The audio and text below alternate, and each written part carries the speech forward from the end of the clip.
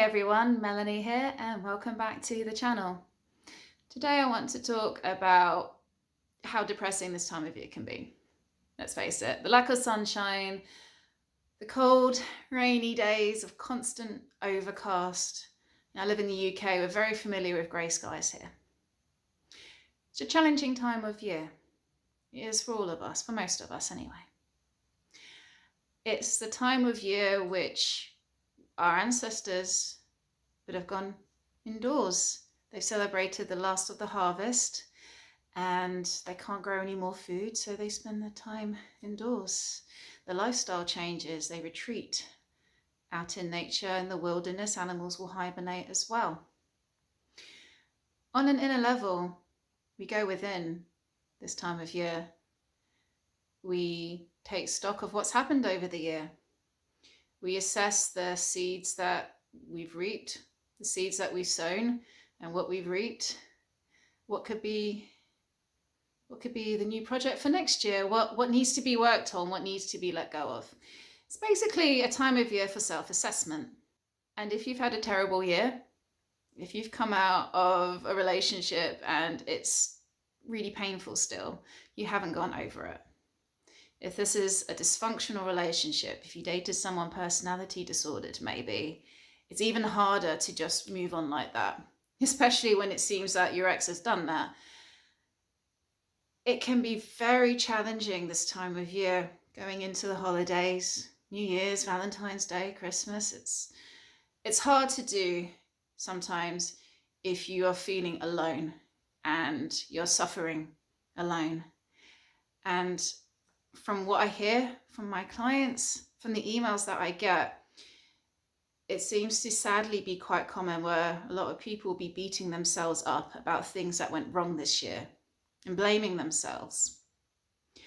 So I wanted to make this video to say that if you can relate, if you came out of quite an intense dysfunctional relationship, to say the least, and you're left with regrets, remorse, maybe guilt and shame about what's happened, and your ex has made it clear that it's all your fault, you did this, and they've seemingly moved on and so quickly, and then the depression that can kick in of, I did mess up, I made mistakes, and I'm alone now because of it. Maybe if I hadn't made these mistakes, my partner will still be here. It's so easy to get stuck into vicious cycles of thinking and feeling when we get stuck into a place of shame, of blaming yourself, maybe fall into depression as a result. And this is the last thing that we need, because depression robs us of motivation to do something different, to make changes. When the motivation is gone, when despondency then leads to depression, it's a terrible place to be in, because you're experiencing the pain, but you're unable to make changes to do something about it. So I wanted to make this video to help address what I think is a really important part of dealing with regrets, an important part of dealing with the remorse, the guilt, the shame for messing up in the relationship, for messing up in general. Maybe you're dwelling and ruminating on mistakes that you've made with your work, choices that you've made which you regret now. The reason I'm making this video is because I want to say, from a counsellor's point of view, for someone who works in the field of trauma recovery, and for over 10 years now, I've been listening to many stories, and it seems like the best intentioned of people, the kindest of people, still make mistakes. Everyone messes up, everyone makes mistakes. It's part of the human experience to make mistakes. It is literally impossible to always be saying the right thing and doing the right thing and always being available for everyone, everywhere. It's impossible. We are limited with our time. We're limited with our physical bodies. We can't do everything. We can't please everyone. We can lash out when we've been provoked too much. And dysfunctional relationships are very provocative. I hear many stories of people who are generally really easygoing and kind and don't see themselves as at all like provocative, lashing out and saying things and doing things that is out of character. And these are often the memories that we're left with post-breakup. So, how do we heal from this? Because if we don't do something different this time, if we keep going to a place of berating ourselves, if you keep flagellating yourself for mistakes that you've made, what this can do, this can just bring up emotional flashbacks. And if you come from a background in which you were punished for making mistakes in any way, from family, from siblings, then post-breakup with someone dysfunctional, with someone personality disordered, often does bring up panic attacks and often does bring up emotional flashbacks. Breaking up with someone personality disordered, someone you just really care about, and they've just changed their mind and gone, it's very traumatizing. It leaves us with a form of PTSD. We get stuck in cycles of thinking. Thoughts get played on a loop.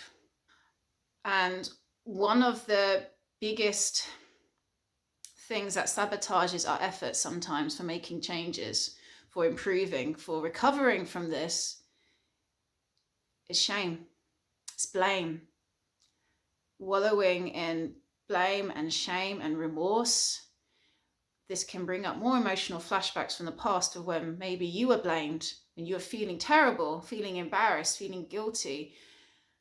It's very painful to have emotions from the past be combined with your feelings from this recent breakup. It makes it so much more traumatizing and painful and harder to forget.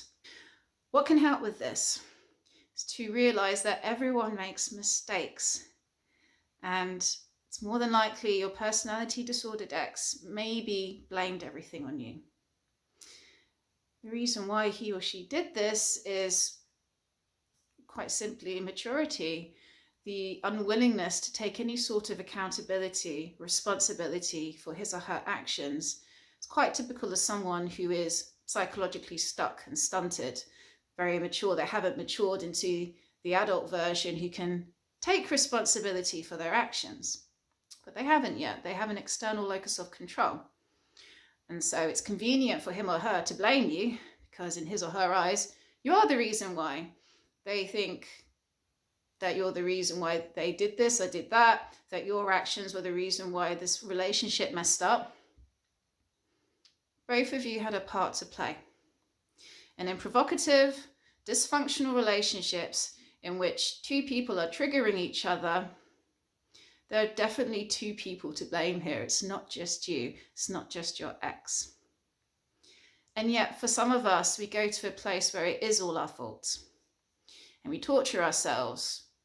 And even though the ex is gone, we're still reliving the torture by blaming ourselves. And it's even worse if you come from a childhood in which you were blamed, you were scapegoated. How do you change this? In my opinion, it comes from self-acceptance. Accepting that there is a part of you that is a bit shitty. There is a little part of you that can be a bit of an asshole. We are both saints and we're both sinners. No one is fully a saint in this world. How can you be? To always be doing good things for everyone and having no desires at all, you would just get completely trampled on by everyone. You wouldn't survive in this world. You wouldn't be able to work, for one thing. You would need to live in a cave where no one can bother you. And I'm not advocating that you go dark and just completely just live out all your whims and impulses and just do what that will. That is not my thing. I don't agree with that. But I also don't agree with shaming your dark side and shaming yourself all the time with any mistakes that you've done because it doesn't fit in with your perfect idealized vision of yourself. Everyone makes mistakes. Everyone has a dark side. Everyone has a shadow. And the honest person is a person who can admit they have a shadow and is actively working on it. And how do we best work on our shadow? It's through acceptance, wanting to build better relationship with yourself, with the aspects of yourself that you've split off, you've repressed, you've projected onto others, dissociated from because of trauma from the past. The strong, the wise, they are the ones who are willing to admit that they have a shadow and are willing to work on themselves.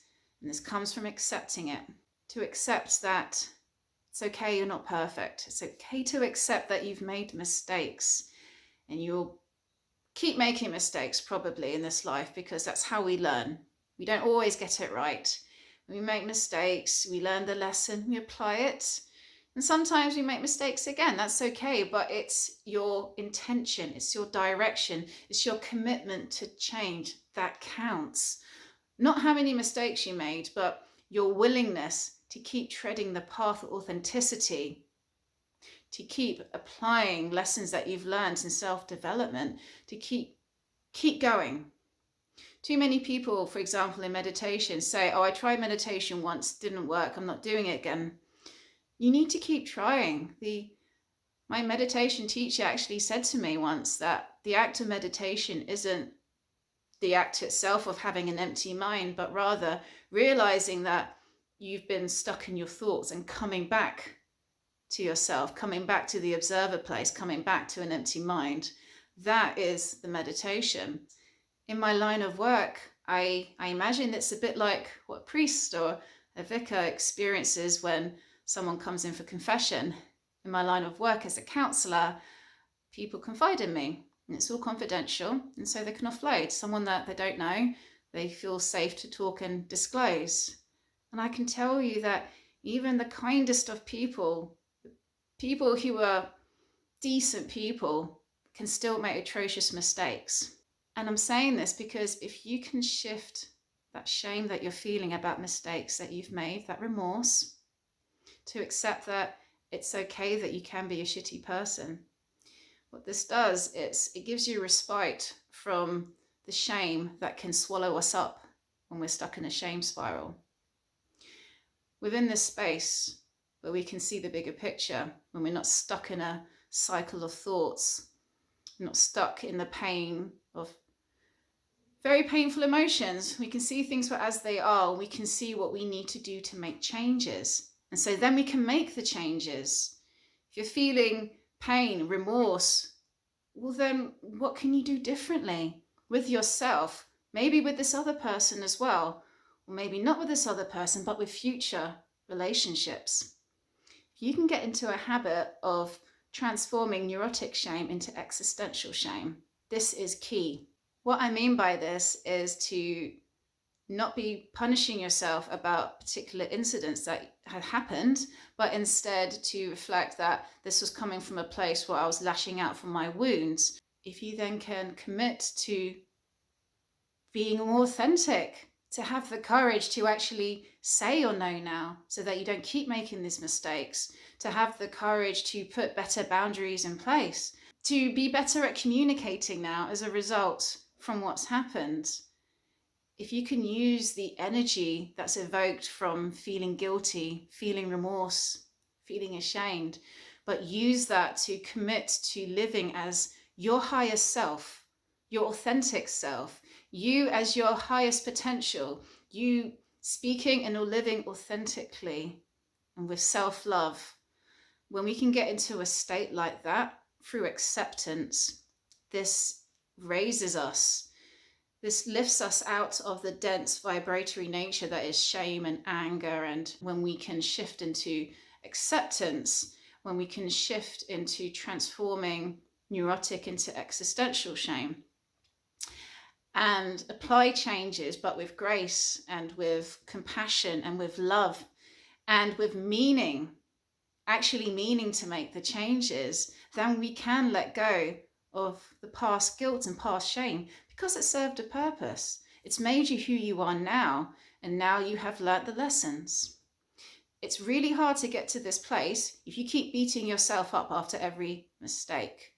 What we do, we keep beating ourselves up, and feelings that are very painful, such as shame, remorse, guilt, if they come in, often people want to keep running away from it. It's like Peter Pan running away from his shadow.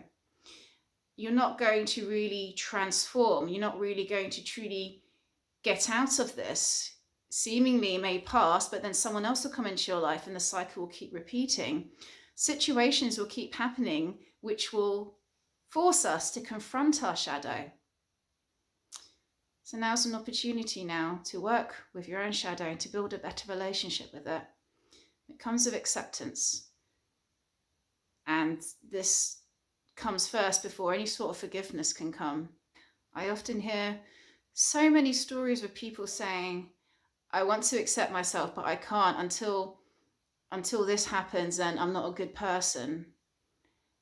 A sort of unwillingness to see themselves as good until they're this or until they're that, or they've done this or they've done that.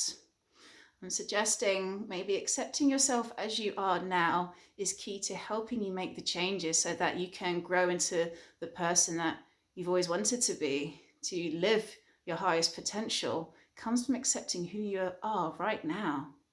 That's not to say that you won't ever make changes. Of course you will. In fact, you'll be more motivated to make changes because you're in a better working relationship with yourself. Just my thoughts. Let me know what you think in the comments below. I'll leave it there for now. Have a lovely day. All right. Bye-bye.